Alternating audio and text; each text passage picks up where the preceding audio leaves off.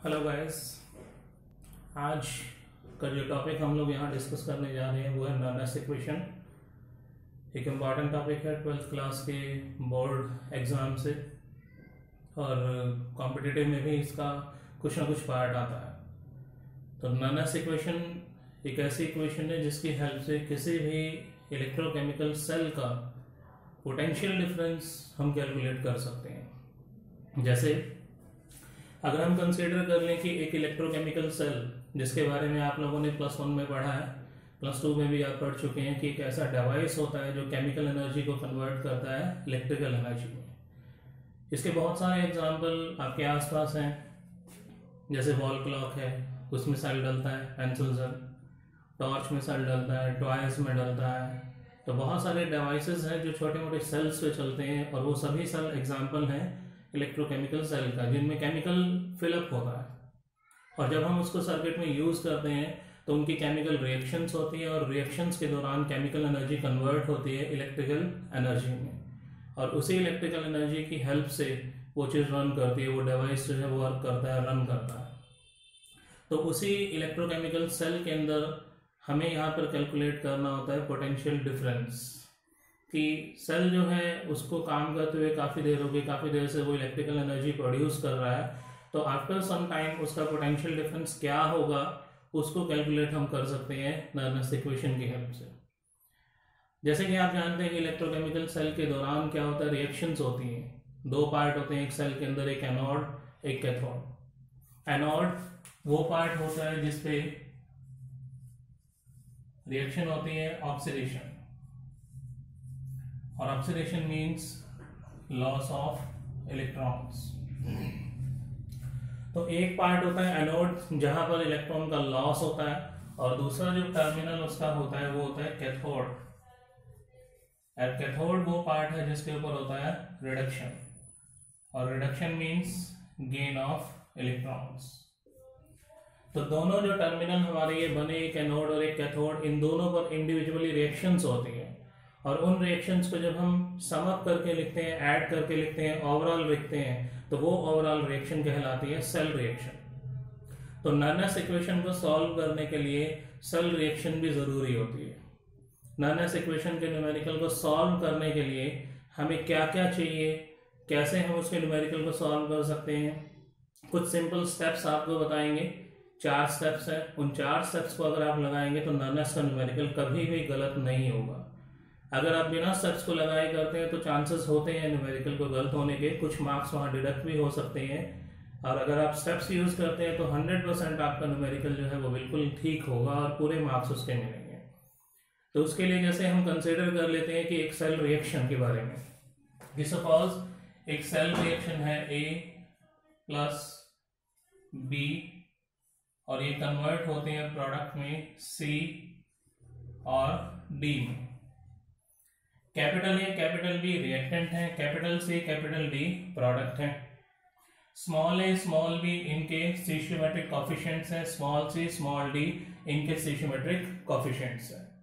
नर्नेस के अकॉर्डिंग किसी भी सेल का जो पोटेंशियल डिफरेंस है E ऑफ सेल, जिससे हम उसको लिखते हैं, वो बराबर होता है E naught of cell minus 2.303 RT upon NF log। Main part ये log का होता है। देसी भाषा में या हम जनरल भाषा में, आम भाषा में हम कहें तो log के अंदर क्या रखा जाएगा, जो सेल रिएक्शन बनाई जाती है उस सेल रिएक्शन के अंदर प्रोडक्ट्स, जो भी प्रोडक्ट होगा उनकी कंसंट्रेशन की मल्टीप्लिकेशन, डिवाइड में रिएक्टेंट्स जितने भी होंगे उनकी कंसंट्रेशन की मल्टीप्लिकेशन, और जो उनके स्टीशियोमेट्रिक कोफिशिएंट या जिनको हम जनरली नंबर ऑफ मोल्स बोल देते हैं वो उनकी पावर में। जैसे यहाँ प्रोडक्ट है C, तो C की कंसंट्रेशन पावर में small c into concentration of D power में small d divide by concentration of A power में small a into concentration of B power में स्मॉल b। ये आपने ध्यान रखना, सबसे जरूरी पार्ट होता है सेल रिएक्शन, और उसके हिसाब से ही, उसके अकॉर्डिंग ही हमें मिलता है लॉग के अंदर क्या रखा जाएगा। इसके न्यूमेरिकल को सॉल्व करते टाइम आपको कुछ बातों का ध्यान भी रखना है कि जैसे कोई अगर यहाँ पर हमारा रिएक्टेंट या प्रोडक्ट एक्वस फॉर्म में है या सॉल्यूशन की फॉर्म में है तो हम उस सब्सटेंस की यहां पर फॉर्मूले में पुट करेंगे कंसंट्रेशन। अगर कोई सब्सटेंस जो है वो है सॉलिड फॉर्म में तो उसकी कंसंट्रेशन न्यूमेरिकली पुट की जाएगी 1। अगर कोई सब्सटेंस है प्योर लिक्विड फॉर्म में जैसे H2O है तो उसकी कंसंट्रेशन भी रखी जाएगी 1। और अगर कोई सब्सटेंस है गैसेस फॉर्म में तो गैसेस फॉर्म वाले सब्सटेंस के लिए क्या करेंगे, हम कंसंट्रेशन को रिप्लेस कर देंगे उसके प्रेशर से। जो भी उसका वहां पार्शियल प्रेशर होगा कंसंट्रेशन की जगह उसका प्रेशर रखा जाएगा। तो एक तो आपने ये 4 बातें ध्यान रखनी है। अब मैं आपको बता रहा हूं कि स्टेप्स कैसे सॉल्व करने हैं, कैसे हमने स्टेप्स को लगाना है ताकि हम न्यूमेरिकल को सॉल्व कर सकें। न्यूमेरिकल के अंदर अगर हम चलें तो ये हमारा एक फार्मूला है। इस फार्मूले को लगाने के लिए, सॉल्व करने के लिए हमें सबसे पहले चाहिए होता है ई नॉट ऑफ सेल। और ई नॉट ऑफ सेल क्या होता है, ई नॉट ऑफ सेल होता है standard reduction potential of cathode minus standard reduction potential of anode. ये ई नॉट ऑफ सेल निकालने का फार्मूला होता है। ई नॉट ऑफ सेल हम तभी निकाल पाएंगे जब हमें पता हो कि कौन सा टर्मिनल वहां पर कैथोड की तरह काम करेगा और कौन सा वहां पर एनोड की तरह काम करेगा। तो सबसे पहला हमारा वहां पर आइडेंटिफिकेशन करना होगा एनोड का और कैथोड का। पर उससे पहले भी एक छोटा सा स्टेप है जो ज्यादातर एग्जाम में कंफ्यूज करने के लिए एग्जामिनर डाल देता है, और वो है पोटेंशियल का टाइप। जो हमारा पोटेंशियल का टाइप होना चाहिए, जितना भी दो तरह के जैसे पोटेंशियल है, एक एनोड और एक कैथोड, दो टर्मिनल होंगे तो दोनों का पोटेंशियल भी होगा, तो वो पोटेंशियल हमेशा रिडक्शन की फॉर्म में होना चाहिए। तो इसलिए सबसे पहले पोटेंशियल को चेक करना जरूरी है कि जो हमें दिया है वो रिडक्शन की फॉर्म में है या ऑक्सीडेशन की। हमें यूज न्यूमेरिकल में ऑक्सीडेशन की फॉर्म में करना है। तो सबसे पहला स्टेप होगा the potential of electrodes must be in reduction form। तो पोटेंशियल रिडक्शन फॉर्म में होना चाहिए। और कैसे चेक करेंगे हम, कैसे पता लगाएंगे कि पोटेंशियल जो है वो रिडक्शन फॉर्म में है। तो रिडक्शन फॉर्म के लिए क्या करेंगे, जो पोटेंशियल वैल्यू है जैसे ई नॉट से हम उसको लिखते हैं, तो यहाँ ब्रैकेट में नोटेशन लिखी होती है, उस नोटेशन से हमें पता लग जाता है कि जो पोटेंशियल है वो ऑक्सीडेशन की फॉर्म में है या रिडक्शन की फॉर्म में। तो कैसे पता लगेगा, जो पहले वहां पर टर्म लिखी होगी उसकी होगी हायर ऑक्सीडेशन स्टेट, और फिर जो टर्म लिखी होगी वो होगा लोअर ऑक्सीडेशन स्टेट में। तो अगर ऐसा है तो वो रिडक्शन फॉर्म है, अदरवाइज वो ऑक्सीडेशन फॉर्म हो सकती है। जैसे एग्जांपल है very simple, Zn2 positive Zn, तो मैंने नोटेशन ये लिखी, यहां पर आप देखेंगे Zn2 पॉजिटिव, इसकी ऑक्सीडेशन स्टेट कितनी है +2, और यहां से एलिमेंट्री फॉर्म में है 0, तो पहले हायर है फिर लोअर, पहले हायर फिर लोअर। तो इसलिए ये जो पोटेंशियल है ये वैल्यू होती है -0.76 वोल्ट। तो ये किस फॉर्म के अंदर है, रिडक्शन फॉर्म के अंदर। तो सबसे पहला काम आपका ये होगा पोटेंशियल को चेक करना। जैसे E naught of copper 2 positive, copper है 0.34 वोल्ट, तो ये भी आप देख रहे हैं पहले है 2 पॉजिटिव, हायर ऑक्सीडेशन स्टेट, फिर कुछ नहीं लिखा हुआ मतलब 0 है, एलिमेंट्री फॉर्म है, तो 2 पॉजिटिव 0 यानी हायर फिर लोअर, तो ये भी किस फॉर्म में है, रिडक्शन फॉर्म के अंदर है। तो ये था पहला स्टेप जिससे हमें पता लगाना है कि पोटेंशियल किस फॉर्म में है और होना किस फॉर्म में चाहिए, रिडक्शन फॉर्म में। सेकंड स्टेप, अब पोटेंशियल चेक करने के बाद नॉननेस को जब सॉल्व करना है तो हमें सबसे पहले ई नॉट ऑफ सेल चाहिए, और वो है standard reduction potential cathode minus standard reduction potential anode. तो हमें वहां पता होना चाहिए कि एनोड कौन है और कैथोड कौन है। तो जब तक एनोड कैथोड पता नहीं लगेगा तब तक ई नॉट ऑफ सेल निकालना मुश्किल होगा। तो इसीलिए सबसे जो दूसरे नंबर पे हमारा काम होगा इंपॉर्टेंट, वो होगा to identify anode and cathode. Anode और कैथोड को आइडेंटिफाई करना हमारा दूसरा काम होगा, दूसरा स्टेप होगा। और इसको करने के हमारे पास कई तरीके हैं, 3 तरीके हैं जिनसे हम कर सकते हैं। पहला फ्रॉम पोटेंशियल, जो पोटेंशियल वैल्यू दी होती है, पोटेंशियल ऑफ इलेक्ट्रोड, जो पोटेंशियल दिया होगा उसकी हेल्प से हम कैलकुलेट कर सकते हैं कि एनोड कैथोड कौन है, क्या उसकी आइडेंटिफिकेशन कर सकते हैं। और कैसे, हमें वहां पर चेक करना होगा रिडक्शन पोटेंशियल। जिसका रिडक्शन पोटेंशियल हायर होगा वो टर्मिनल एक्ट करेगा एज ए कैथोड, और जिसका रिडक्शन पोटेंशियल लो होगा वो टर्मिनल एक्ट करेगा as a anode. Higher reduction potential cathode, lower reduction potential anode. जैसे यही जो ऊपर एग्जांपल हमने स्टेप 1 में लिखा, 2 यहाँ पर टर्मिनल है, एक जिंक है, एक कॉपर है, दोनों में से आप चेक करें पोटेंशियल वैल्यू किसकी ज्यादा है। ध्यान रखिए रिडक्शन का ही देखना है, तो यहाँ रिडक्शन ही है, तो दोनों में से किसकी वैल्यू ज्यादा है, कॉपर की, और कम किसकी है, जिंक की। तो इसलिए जो हमारा टर्मिनल होगा कॉपर टू पॉजिटिव कॉपर, ये एक्ट करेगा एज ए कैथोड, और जो दूसरा टर्मिनल है Zn टू पॉजिटिव Zn, ये एक्ट करेगा एज ए एनोड। तो ये हमारे पास पहला तरीका था आइडेंटिफिकेशन का। पोटेंशियल की हेल्प से हम इसको चेक कर सकते हैं कि एनोड कौन है और कैथोड कौन है। सेकंड जो हमारे पास वे होगा एनोड कैथोड को आइडेंटिफाई करने का, वो है from cell representation. Cell representation एक वे है जिसके अंदर हम क्या करते हैं, एक सिंगल इक्वेशन लिखी जाती है, एक लाइन में लिखा जाता है। उस लाइन से इजीली क्लियर हो जाता है कि वहां पर कौन सा टर्मिनल एनोड है और कौन सा टर्मिनल वहां पर कैथोड की तरह काम कर रहा है। जैसे ये मैंने एक इक्वेशन लिखी है, इसके अंदर आप देख रहे हैं लेफ्ट में जिंक वाला पार्ट है, राइट में कॉपर वाला पार्ट है। तो जो इसमें लेफ्ट पार्ट होता है ये, और एक पार्ट इसमें राइट में है, तो जो लेफ्ट पार्ट है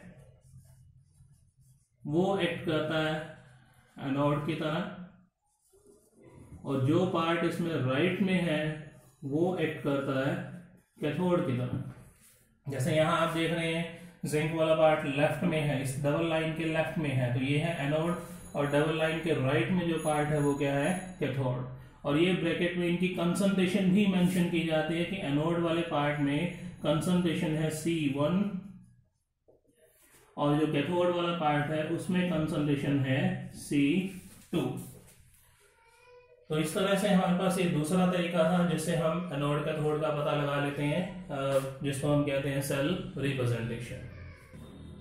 तीसरा पार्ट हमारा, यानी तीसरा जो तरीका है एनोड और कैथोड को आइडेंटिफाई करने का, वो है फ्रॉम सेल रिएक्शन।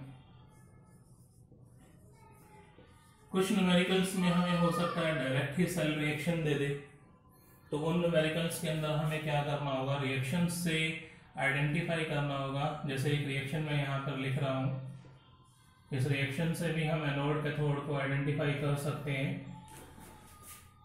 जैसे Zn प्लस Cu2 पॉजिटिव है, और सेल के दौरान, रिएक्शन के दौरान ये कन्वर्ट होता है Zn2 पॉजिटिव और कॉपर सॉलिड के अंदर। तो क्योंकि जो इलेक्ट्रोकेमिकल सेल है वो रिडॉक्स रिएक्शंस पर बेस्ड होता है, और रिडॉक्स रिएक्शन के अंदर किसी न किसी का ऑक्सीडेशन नंबर इंक्रीज होता है और किसी न किसी का डिक्रीज भी होता है। तो उसी की हेल्प से हम यहाँ पर आइडेंटिफाई कर सकते हैं। एनोड वो पार्ट होगा जिसका ऑक्सीडेशन नंबर यानी चार्ज इंक्रीज हो रहा हो, और कैथोड वो पार्ट होगा जिसका ऑक्सीडेशन नंबर डिक्रीज हो रहा हो। जैसे जिंक है, जिंक का लेफ्ट साइड में यानी रिएक्टेंट साइड में उसका ऑक्सीडेशन नंबर एलिमेंट्री फॉर्म है तो 0, और राइट साइड में दिया हुआ है 2 पॉजिटिव, तो इंक्रीज हो रहा है, तो oxidation number increase, that's why ये टर्मिनल होगा एनोड।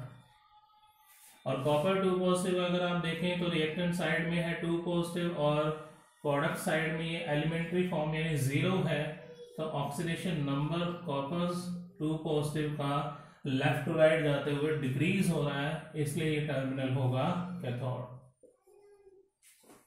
तो जिंक एनोड और कॉपर वाला पार्ट कैथोड, और बाकी के 2 स्टेप में भी आपने अभी लिखा ही था, देखा था कि उसमें भी यही था कि जिंक एनोड था और कॉपर कैथोड।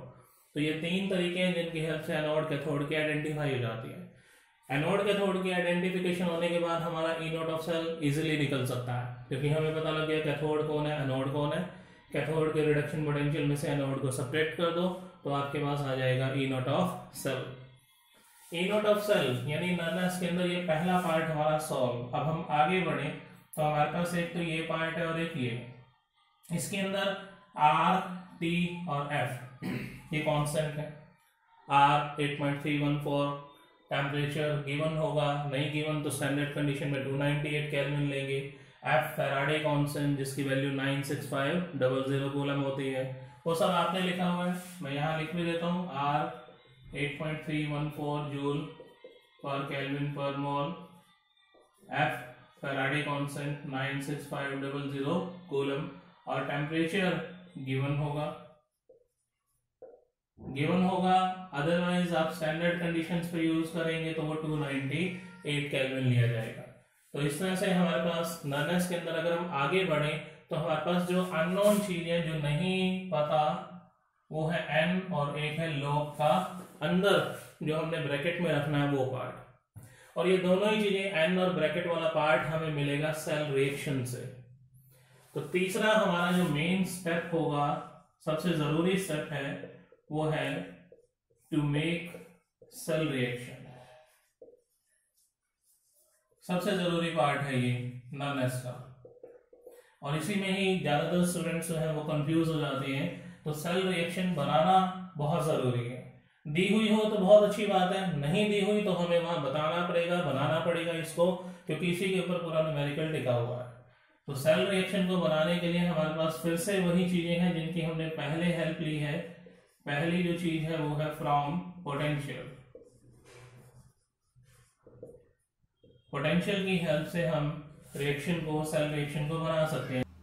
पोटेंशियल जैसे कि 2 प्रकार का हमें दिया हुआ होता है, एक मेटल जो एनोड होगा, एक कैथोड होगा, और उनकी जो भी पोटेंशियल की वैल्यू दी होगी उनके साथ में, पोटेंशियल की वैल्यू के साथ में ई नोट लिखा होता है जैसे, तो ई नोट के साथ ब्रैकेट में कुछ नोटेशन लिखी होती है।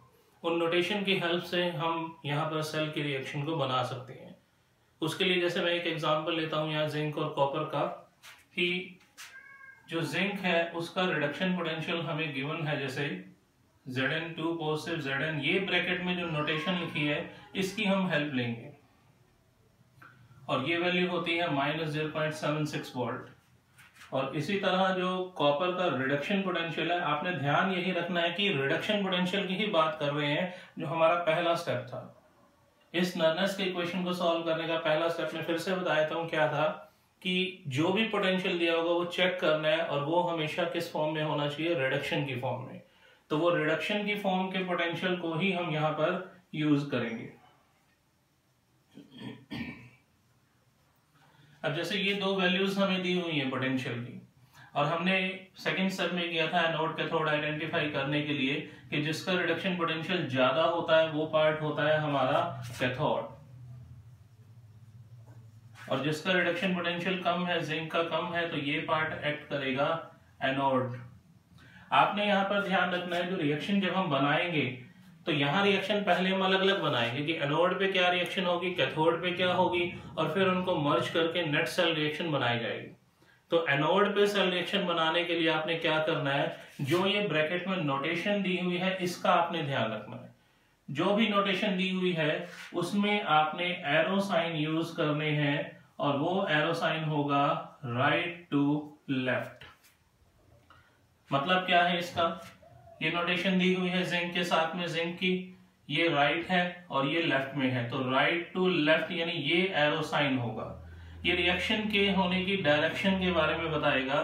जैसे यहाँ पर मैं लिख देता हूं कि एनोड है तो उस पर क्या रिएक्शन होगी, तो राइट से लेफ्ट में एरोज आ रहा है, यानी कि ये रिएक्टेंट है और ये हमारा प्रोडक्ट है। तो जिंक से हम बना देंगे Zn2 पॉजिटिव, और जो हमारा कैथोड पार्ट होगा उसमें रिवर्स, उसमें क्या होगा, लेफ्ट टू राइट। ये आपने ध्यान रखना। जैसे ये कैथोड है, ये लेफ्ट में कॉपर 2 पॉजिटिव है और राइट में क्या है, कॉपर, तो ये डायरेक्शन होगी left to right.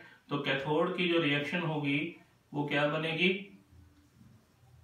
Left to right है, तो ये रिएक्टेंट और ये प्रोडक्ट हो जाएगा। तो कॉपर 2 पॉजिटिव से यहां पर क्या बनेगा, कॉपर। अब इस रिएक्शन को हमने बैलेंस करना है।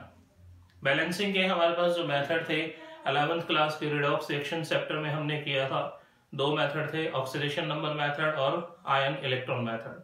उन्हीं मेथड्स की हेल्प से लेकर यहां हम लोग इसको बैलेंस करेंगे।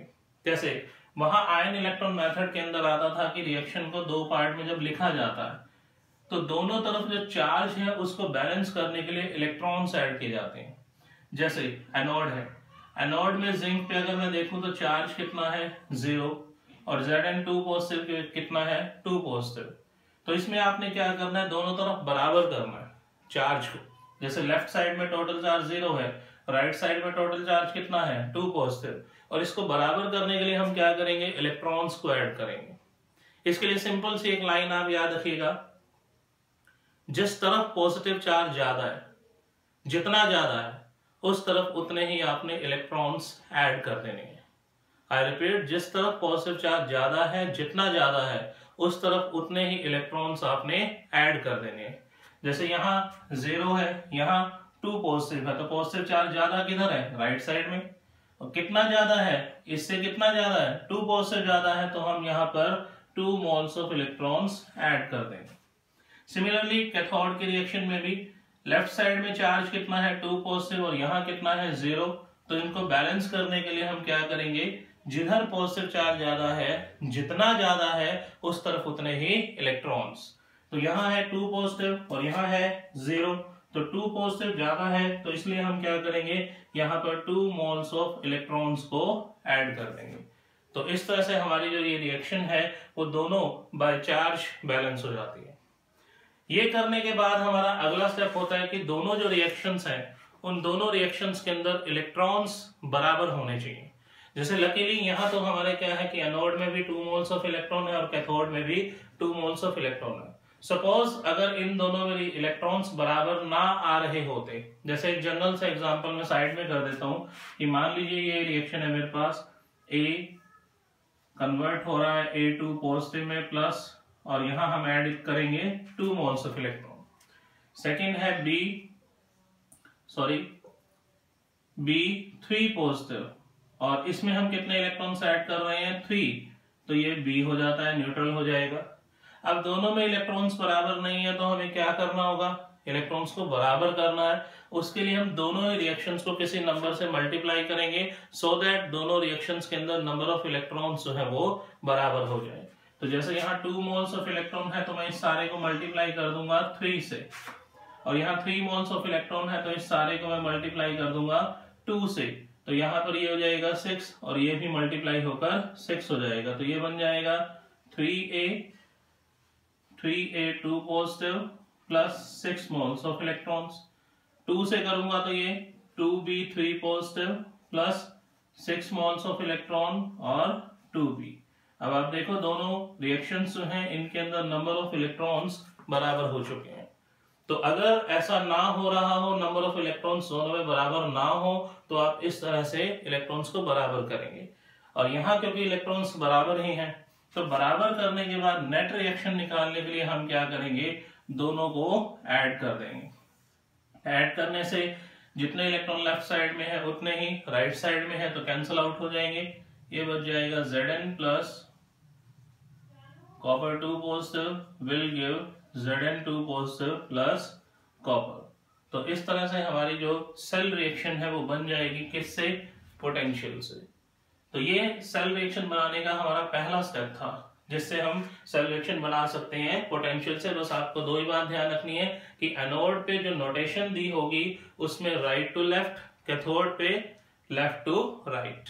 और फिर चार्ज को बैलेंस करने के लिए हम इलेक्ट्रॉन्स ऐड करेंगे। दोनों रिएक्शंस में इलेक्ट्रॉन्स बराबर होने चाहिए और बराबर करने के बाद दोनों को आपने क्या कर देना है, ऐड। तो इस तरह से ये नेट हमारे पास क्या आ जाएगी, cell reaction. To make cell reaction के अंदर हमारे पास जो नेक्स्ट पार्ट है वो है फ्रॉम सेल रिप्रेजेंटेशन। जैसे पिछले स्टेप पे हमने पोटेंशियल से रिएक्शन को बनाया, उसमें डायरेक्शन थी, एनोड पे जो है वो राइट टू लेफ्ट है और कैथोड पे जो था वो लेफ्ट टू राइट था। तो ऐसे ही एक सेल रिप्रेजेंटेशन होती है जिसके बारे में हमने पिछले स्टेप्स में डिस्कस भी किया। रिप्रेजेंटेशन जैसे एक जिंक कॉपर की हम फिर से रिपीट करते हैं कि इस तरह से हमें रिप्रेजेंटेशन दी हुई है एक इलेक्ट्रोकेमिकल सेल की। इस रिप्रेजेंटेशन के अंदर पहले भी हम डिस्कस कर चुके हैं कि जो लेफ्ट पार्ट है, इस डबल लाइन के लेफ्ट पार्ट के अंदर अगर हम बात करें तो ये लेफ्ट पार्ट सारा का सारा एक्ट करता है एज ए एनोड, और जो राइट पार्ट होगा ये सारा एक्ट करता है एज ए कैथोड। और क्योंकि हमें यहाँ पर सेल रिएक्शन बनानी है तो डायरेक्शन है यहाँ पे भी, पर यहाँ हमारे लिए थोड़ा सा इजी ये है कि डायरेक्शन एक ही है, लेफ्ट टू राइट। एनोड पे भी लेफ्ट टू राइट और कैथोड पे भी लेफ्ट टू राइट ही हमें मूव करना है। तो रिएक्शन अगर मैं बनाऊं तो जैसे एनोड है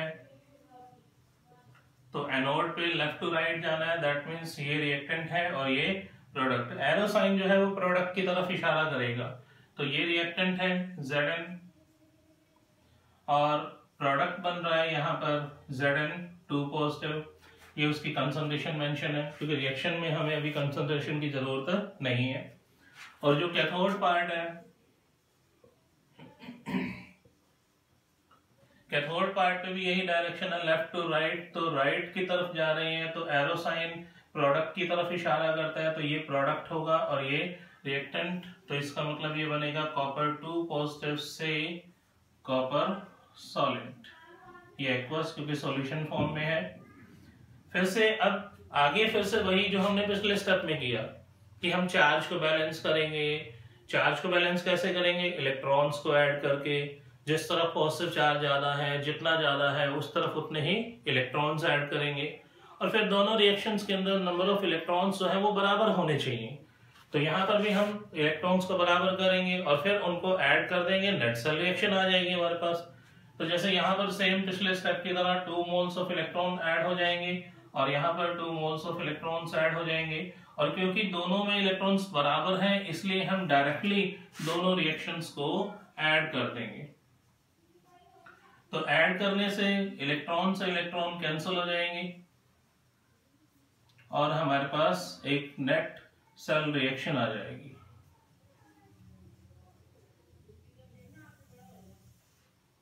तो ये हमारे पास एक नेट सेल रिएक्शन बन जाएगी सेल रिप्रेजेंटेशन से।